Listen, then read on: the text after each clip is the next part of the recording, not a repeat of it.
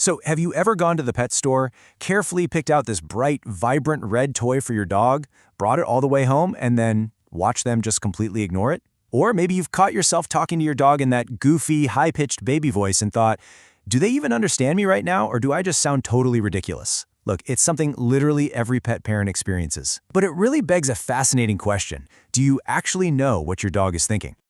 Well, welcome to The Explainer. I am so excited to guide you through this today. Our mission here is simple, but honestly, it's incredibly powerful. We're going to translate complex canine biology into actionable, science-backed ways to significantly improve your dog's daily life. By looking at the hard data, we can uncover exactly how to tailor our training, our communication, and our home environments to perfectly suit their unique biological needs. Okay, let's dive into this. Here's what's on the agenda for today. First, the right way to play. Second, training your senior dog. Third, the secret language of smells. Fourth, mastering dog-directed speech. And finally, the real danger of chocolate. Let's get right to it. Starting off with Section 1, the right way to play and visualization your dog's world. To really understand how to play with our dogs, we have to start by looking through their eyes, quite literally. You see, how they perceive the visual world drastically impacts playtime, fetching, and even how they watch TV with you on the couch. And right off the bat, we need to debunk one of the most common myths out there, the idea that dogs see the world in black and white. They don't. Human vision relies on 3 types of receptors in our eyes called cones, and these detect red, blue, and green. But dogs, they only have 2 cones. They process the visual world strictly in shades of blue and yellow, along with some grays and brownish greens. So they aren't totally colorblind, they just can't see red. If you throw a red ball onto a lush green lawn, to your dog that ball practically turns invisible. And their vision differs in another incredible way too. 80. That is the number of times a second a beagle can see light pulses flashing.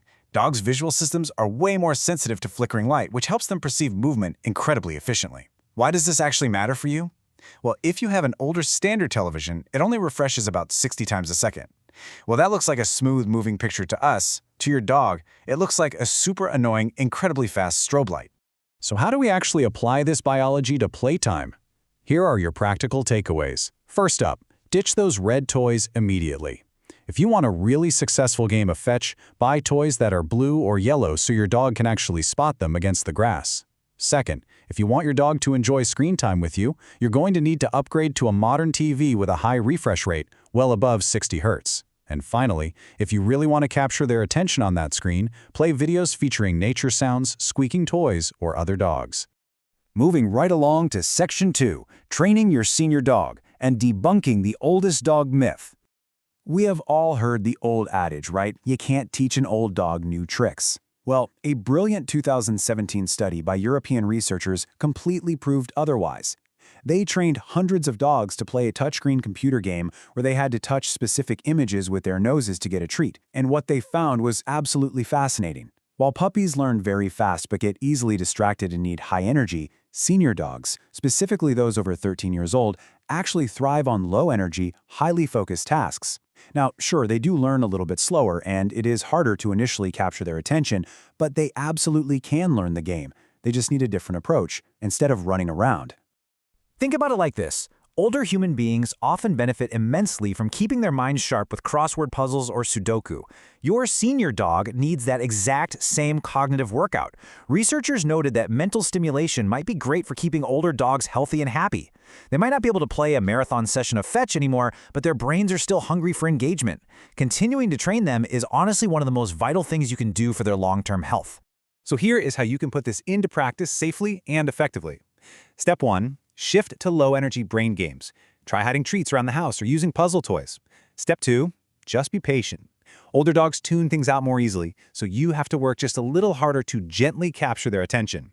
And Step 3. Reward them consistently. Taking that extra time to safely teach an older dog a new, gentle trick isn't just about discipline.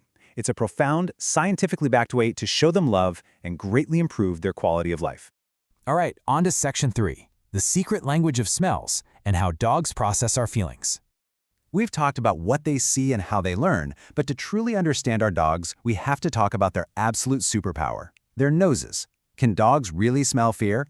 Well, let's look at the biology. Dogs possess up to 300 million olfactory receptors. Compare that to us humans who have a measly 6 million. On top of that, the part of a dog's brain dedicated to analyzing smells is roughly 40 times the size of ours. Because of this incredibly sophisticated hardware, when we experience an emotion like fear or joy, our hormones change and the actual chemical composition of our sweat changes. Dogs can quite literally smell your emotional state. It's wild. But here is the most crucial point, completely overturning years of folk knowledge. Recent studies induced fear in humans by having them watch scary videos, collected their sweat, and let dogs sniff it.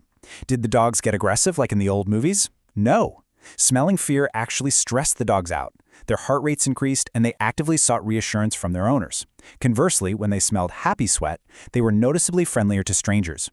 Your emotional state biochemically dictates theirs. So if you want a calm dog, you have to project calm yourself. Next up, Section 4, Mastering Dog-Directed Speech and the Science of Puppy Talk. Now, we know they can smell our feelings, but what about when we actually talk to them? Is there any real science behind that goofy, high-pitched puppy talk we all instinctively use?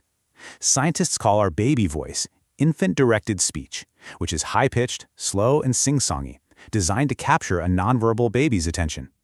Well, what researchers found is that dog-directed speech serves the exact same evolutionary function. We naturally exaggerate our melody and pitch to hold the attention of a creature that doesn't natively speak our language. And studies show that puppies absolutely love it. They'll actually run faster and sit longer for a speaker using a high-pitched voice than a normal adult voice. But as they grow up, things change a bit. A 2018 study tested tone versus content in adult dogs and found they don't just care about the silly tone anymore. If you use a high-pitched voice to talk about something totally boring, like going to the gym, adult dogs just don't care. They only engage when that cutesy tone is paired with highly relevant dog words they actually know, like walk or treat. So here is your communication playbook. Definitely use a high sing-songy pitch freely with puppies to grab their attention. But for adult dogs, make sure you're combining that affectionate tone with specific, relevant words they actually understand. And above all, don't feel silly for doing it. Using dog-directed speech is a scientifically proven, safe communication method that literally taps into thousands of years of domestication to strengthen the bond between you and your pet. And finally, Section 5, the real danger of chocolate and protecting your puff's diet. We all love treating our dogs, but a stark biological difference in our digestive systems makes one of our absolute favorite human treats incredibly deadly for them. The main culprit here is theobromine. It's an alkaloid molecule found in chocolate, kind of similar to caffeine. Human bodies are fantastic at metabolizing theobromine. We process it so quickly it rarely does us any harm, but dogs process it incredibly slowly. Because of this, it builds up in their system, acting as a severe toxin that causes rapid heart rates, blood vessel dilation, uncontrollable muscle convulsions, and honestly, much worse. Now, to really put this into perspective, the real-world danger is shocking. An average adult human would need to eat about 8 kilograms of dark chocolate to hit a lethal dose. But a medium-sized dog, just 1 kilogram. And a house cat needs only 1/10 of a kilogram. Because they are so much smaller and fundamentally lack our digestive enzymes, a seemingly tiny amount to us is a massive, life-threatening overdose to them. The absolutely crucial point for a safe home is strict adherence to these rules. Keep all chocolate totally out of reach, high up in secure cabinets. Remember that dark chocolate contains significantly more theobromine and is far more toxic than milk chocolate. And finally, you gotta stay strong. No matter how adorable those puppy eyes are while you're eating a chocolate bar, sharing even a little bit is never an act of love. It is a severe hazard. So, as we wrap up this explainer today, remember this: understanding their unique biology is the ultimate way to show them love. By recognizing that they see a blue and yellow world, by understanding that our senior dogs desperately need gentle cognitive puzzles, by realizing they can literally smell our stress, and by communicating with them on their level, we become incredible pet parents. You are practically tailoring your life to fit their biological needs, and that makes all the difference in the world. I really hope this explainer has completely shifted the way you view your furry best friend. But honestly, it's only the tip of the iceberg when it comes to canine science. So I'll leave you with this question to ponder. What other hidden superpowers does your dog have waiting to be discovered? Thank you so much for joining me today, and happy training.